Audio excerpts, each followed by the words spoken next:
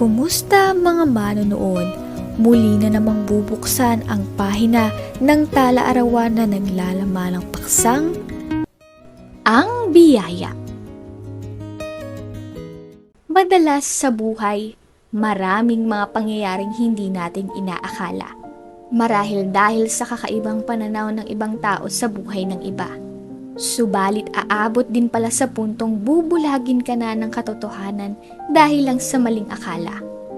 Ngayon ay tunghayan natin ang kwento ni Gabriel na isa rin sa nabulag ng katotohanan dahil sa kanyang taglay na kaugalian.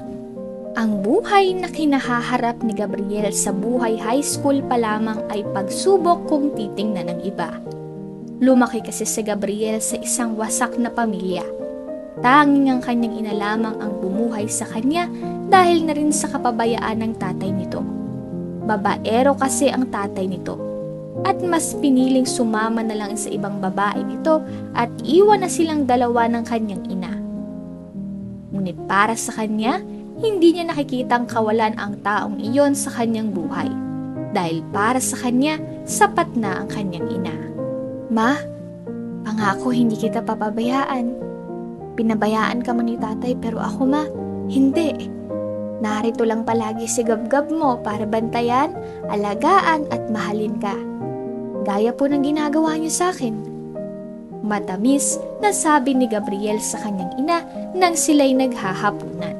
Ikinagulat naman ng ina ang sinabi ng kanyang anak. Talaga ba? Alam mo anak, pakiramdam ko walang kulang sa buhay ko nang makasama kita. Pasensya ka na anak kung hanggang dito lang ang buhay natin ha. Hayaan mo, mas pagsisipagan pa ni nanay sa trabaho para sa kinabukasan mo. Tugon naman ito. Pero ma, masipag naman ho kayo eh. Naku anak, kulang pa yan para sa akin. Sa katunayan ay delikado ang trabaho ng mama. Pero kaya naman to para sa atin anak. Biglang nabahala nga rito si Gabriel dahil alam niya ring delikado rin ang trabaho ng kanyang ina sa pabrika dahil napapalibutan ito ng napakalalaking bakal kaya labis na pagdarasal din ang ginagawa nitong si Gabriel sa araw-araw. Bali-balita kasi sa kanilang lugar na napakarami na raw ang naaksidente sa trabahong ito at ang mabigat pa roon ay ilan na rin ang namatay. Sinubukan naman ng kanyang ina na humanap ng iba pang disenteng trabaho. Ngunit hindi talaga ito nakakapasok sa mga ito. Basta ma, palagi ho kayong mag-iingat ha. Alam ko pong hindi biro ang trabaho na mayroon kayo. Pero ma, siguro, hintay na lang tayo sa tamang panahon. Ako naman po ang babawi sa inyo. Hindi mo na kailangan magpakanda-kuba-kuba dyan sa trabaho mo. Pero anak, di ba malapit ka nang magkolehiyo? Opo ma. 1 taon na lang po. Bakit ho? Nak, hindi ko kasi alam kung kaya ba kitang paaralin ng kolehiyo. Napakabigat ng gastusin dun anak. Lalo na't magastos ang gusto mong kurso. Eh di ma, wag ko na lang pong piliin ang gusto ko para po makatipid po tayo. Gabriel, hindi pwede. Hindi magandang paghihirapan mo ang isang bagay na hindi mo gusto. Huwag kang mag-alala. Sisipagan ko lalo sa trabaho at baka humanap pa ako ng iba pang pandagdag pagkakakitaan natin pag nasa kolehiyo ka na. Ayos lang ma, huwag niyo po masyadong sasagarin ang sarili niyo para sa akin. Pwede naman po ako magtrabaho na kung wala talagang pag-asa na makapag-aral ako, di kaya pagsabayin ko na lang po. Naging malalim nga at maemosyon ang naging pag-uusap ng mag-inang ito.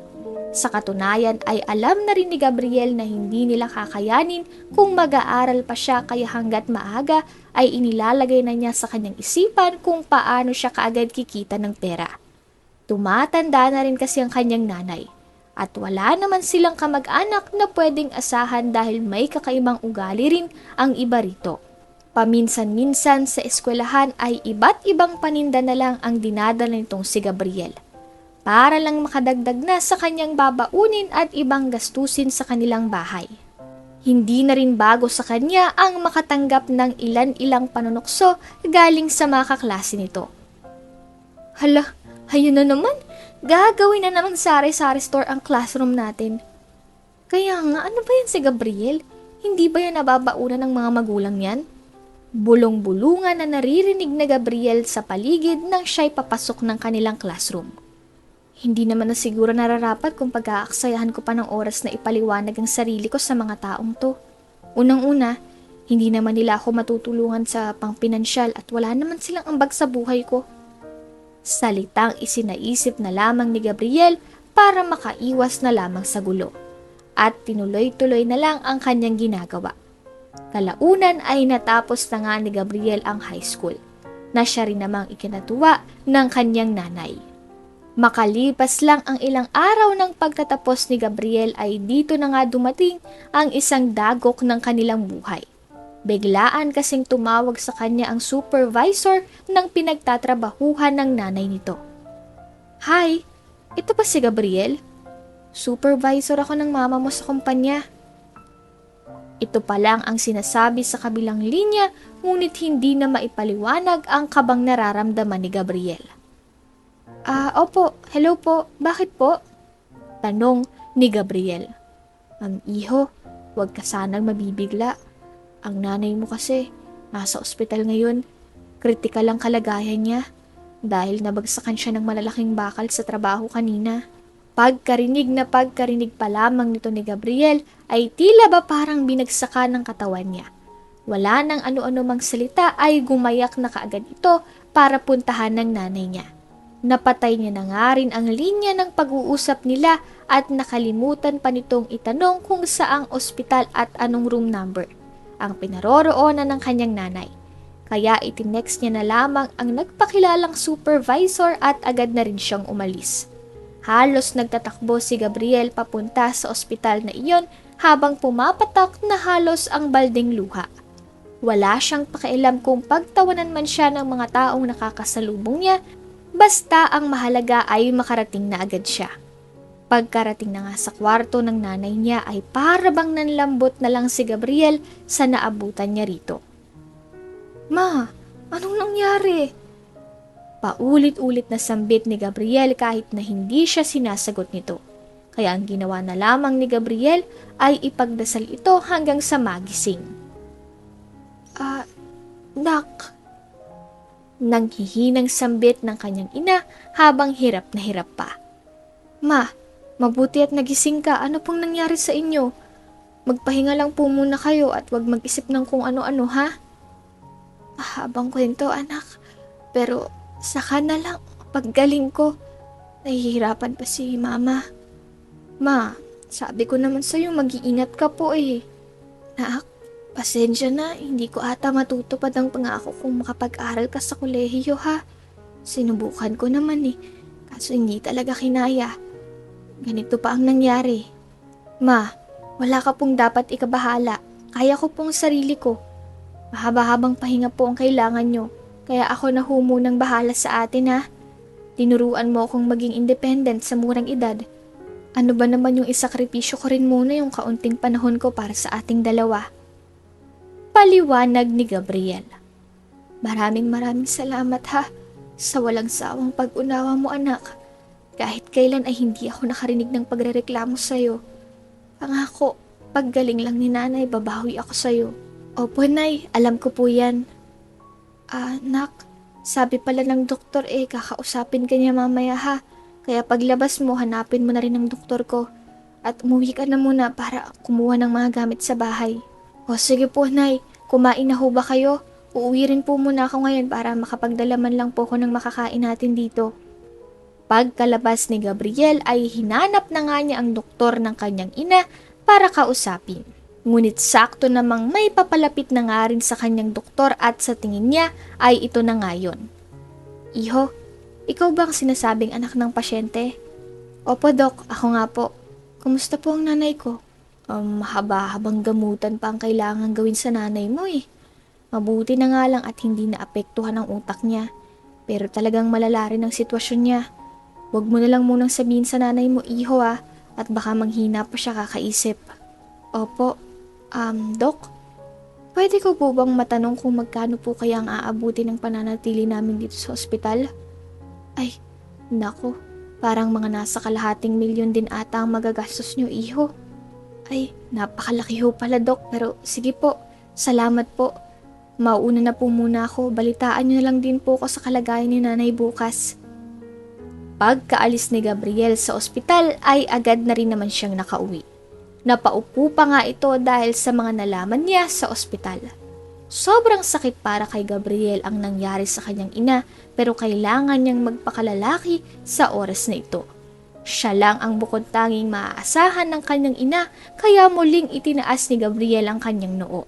Kailangan kong itigil na muna tong pag-aaral ko para kay nanay. Oo, pinipilit niya akong unahin ang pag-aaral ko kaysa sa pagpapagamot niya. Pero hindi, buhay to ng nanay ko. Ang pag-aaral kahit kailan pwede kong ipagpatuloy. Pero ang oras na dapat ilaan ko muna kay mama ay hindi na pwede pang patagalin pa. Kinabukasan nga nang magising na ang kanyang mama ay muli siyang kinausap nito. Nak, nakapag-enroll ka na ba? 'Di ba college ka na? Ma, hindi na po muna ako mag-enroll. Bakit naman anak? Ma, kailangan po muna nating unahin na pag-ipunan ng pagpapagamot nyo. Hindi anak, huwag mo kong piliin. Mas mahalaga yan na may pagpatuloy mo. Ano ka ba? Ayos lang ang mama. Gagaling din ako at saka sayang naman ang taon anak kung mahuhuli ka. Alam kong pangarap na pangarap mong makapagtapos. Ma, hindi. Kung may papangarapin ako sa mundong to, ikaw lang yun at ang paggaling mo. Saka ma, hindi naman po ko tuloy ang hihinto. Baka ahon lang po tayo kahit paunti ay magtutuloy na po ako sa pag-aaral. Sige anak ha, basta sinabihan na kita. Pero nagtitiwala ako sa kakayahan mo. Alam kong napakatalino mo kaya kahit mahuli ka pa, ay baka ikaw pang maging top 1 sa pagpasok mo. Si mama naman ay nabiro pa ako mahina nga ho ako sa Ingles. Siyempre naman anak kita kaya ipagmamalaki kita. Maya-maya nga ay bumukas ang pintuan at dumating ang tita ni Gabriel mula sa ibang bansa. Malapit na pinsan ito ng kanyang ina. Talagang umuwi pa ito ng Pilipinas para lang damayan sila sa kanilang pinagdadaanan ngayon. Oh, Feli, bakit ka nakauwi? Nakakagulat ka naman. Tagal na nating di nagkikita ha. Buti, pinayagan ka ng asawa mo. Sabi ni Georgia na ina ni Gabriel. Hay nako ate, kinonta kasi ako ng anak mo at kinuwento niya sa akin ang mga nangyari sa'yo kaya hindi talaga kita natiis. Kaya dito muna ako ng ilang buwan sa Pinas para naman may katulong tong anak mong si Gabriel sa pag-aalaga sa'yo. O siya nga pala, may dala akong prutas para sa'yo. Magpagaling ka ha, nang makapagpamasyal na rin naman tayo. Naku, ang anak ko talaga. Buti nga naalala ka pa niya. Aba, salamat naman sa'yo, Feli. Malaking bagay para sa akin ang presensya mo rito. Habang nag-uusap ang magpinsan ay sinamantala na muna ni Gabriel na lumabas para puntahan ang isa niyang importanteng lakad. Noong mga nakaraan kasi na pabalik siya ng ospital ay nakakita siya ng isang poster kung saan nakasulat dito na may mga kumpanyang naghahanap ng mga taong handang magtrabaho para sa kanila kahit high school lamang ang tinapos kaya hindi na nga nagdalawang isip pa si Gabriel at pinuntahan niya na ito. Pagkarating sa kumpanya, dala-dala ang kanyang kumpletong requirements ay matyagang nag-aantay lamang si Gabriel sa mag-i-interview. Naku, masyado atang maaga ang pagdating ko. Makakain na nga muna sa labas dahil nangangalam na rin naman ang tiyan ko. Kaya sandali nga munang ipinakausap ni Gabriel sa kasunod niya sa pila na lalabas muna ito para makakain. Maya-maya rin ay nakabalik na rin si Gabriel sa pila at matyaga muling naghintay. Ngunit biglang ang napukaw ang kanyang pansin sa senaryong kanyang nasa harapan. Hoy, trabaho ko yan ah. Ba't ka ba nangingialam dyan tanda? Saka mas lalo mo lang pinadudumi ang sahig. Sabi ng galit na janitor ng kumpanya. Nakita ko lang naman kasi may dumi kaya minap ko na rin para wala na ring madulas pa dyan. Paliwanag ng matanda. Nag-CR lang ako saglit at nangialam ka na. Saka kaya ko na to ha. Pag nakita pa ng mga boss ko na iba ang nagalaw, baka matanggal pa ako. Pakialamero. Pasensya na. Gusto ko lang din namang makatulong. Pues hindi ka nakakatulong. Saka sino ka ba ha? Hindi ka naman maaaring pumasok dito dahil tingnan mo ang itsura mo. Napakarumi ng damit mo at ang tanda-tanda mo na. Umalis ka na nga rito. Pero bakit mo naman ako pinapaalis? Dahil lang sa ginawa kong pagtulong? Napakapangit ng hitsura mo. Wala kang ambag sa mundo. Hindi na nga natiis pa ni Gabriel ang pangungutyang ginagawa ng janitor, lalong-lalo na nang makita niyang hahampasin na sana nito ng map ang matanda, ay agad niyang hinarangan at pinagsabihan ang janitor na ito. Mawalang galang na ho sa pagsingit sa usapan niyo. Pero kuyang janitor, wala naman po atang ginawang masama si tatay. Napakabuti ng intensyon niya at parang yun lang. Galit na galit ka na. Mabuti nga ho, may pagkukusa siyang maglinis kaysa sa ibang tao na dadaan-daanan lang yan. May malasakit siya sa trabaho niya na mapadali dahil maayos naman ang ginawa niya. Saka hindi ho tamang sabihin niyo sa isang tao na wala siyang kwenta. Unang-una hindi ka nakakatulong sa buhay niya. At mas lalong hindi ka niya kilala. Mahabang pagpapaliwanag ni Gabriel. At ikaw naman nakikisingit ka pa, isa ka rin namang walang pwesto rito. Bakit hindi mo nalang pagtuunan ng pansin ng interview mo ngayon? At good luck ha, dahil baka hindi ka naman makapasok dito. Dahil mahirap ang makapasok sa kumpanyang to para lang sa kaalaman mo. Tugon ng janitor. Hindi na nga lamang ito pinansin ni Gabriel dahil sa palagay niya ay kulang din sa kabutihang asal ang janitor na nakaharap niya. Masasayang lang daw ang laway at enerhiya niya para sa taong iyon. Kaya ang ginawa niya ay bumalik na lamang sa pila at nagulat siya nang palakpakan siya ng mga kasamahan niya sa pila. Nahihiyaman ngunit nagpasalamat siya sa mga ito. Maya-maya nga nang magsimula na ang interview ay mabilis namang nakasunod si Gabriel. Siya na nga ang pinatawag. Ay sir, ikaw po sa CEO office ka po papasok. Biglang harang sa kanya ng HR ng kumpanya. Ah, bakit po? Kinakabahang tanong naman ni Gabriel. Agad na nga rin siyang dinala roon ng HR at ayon dito ay sila na lamang daw bahala ng CEO ang makapag-usap. Hello po, tao po. Sabi ni Gabriel sa isang lalaki na nakatalikod pa sa upuan nito. Bigla namang humarap ang lalaking ito at laking gulat na lamang ni Gabriel nang makita na ito pala ang matandang inapi-api ng janitor kanina. Nagpalit na ito ng kasuotan at suot-suot na ang mga gintong alahas. Napasampal na lamang si Gabriel nang makita ito. Dahil para sa kanya ay para lamang siyang nananaginip sa nakikita. Sir, kayo po yung pinagtanggol ko kanina? Sabi ni Gabriel. Oo, iho. Ako nga. At gusto ko nga palang magpasalamat sa kabutihang ginawa mo. Alam mo, humanga rin ako sa tapang mo. At pinakita mo ang tunay na makatao. Kaya ngayon, ayoko na sanang magpaligoy-ligoy pa pero hindi ka na maisasalang sa interview. Dito pa nga nalungkot si Gabriel dahil iniisip niyang hindi ata siya pasok sa trabahong ina-applyan niya lalo na't high school graduate lamang siya. Sir, baka naman po pwede nating masubukan. Kailangan ko po talaga ng trabaho para sa nanay kong nasa ospital. Iho, paligan ng inaakala.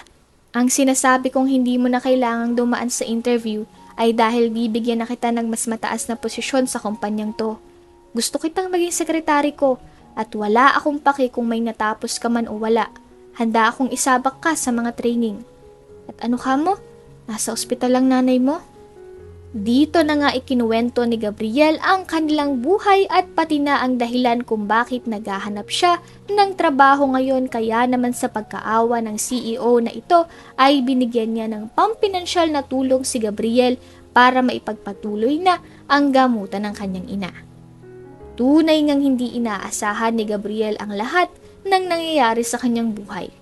Lumabas siya sa kumpanyang ito na may ngiti at kaunting awa dahil nakita niya na tinatanggal na sa posisyon ang janitor na nang-api kanina. Hindi niya labis mapaliwanag ang sayang nadarama nito bagkus ngayon ay maaari na niyang matulungan ang kanyang nanay at maipagpatuloy na ang kanyang pag-aaral.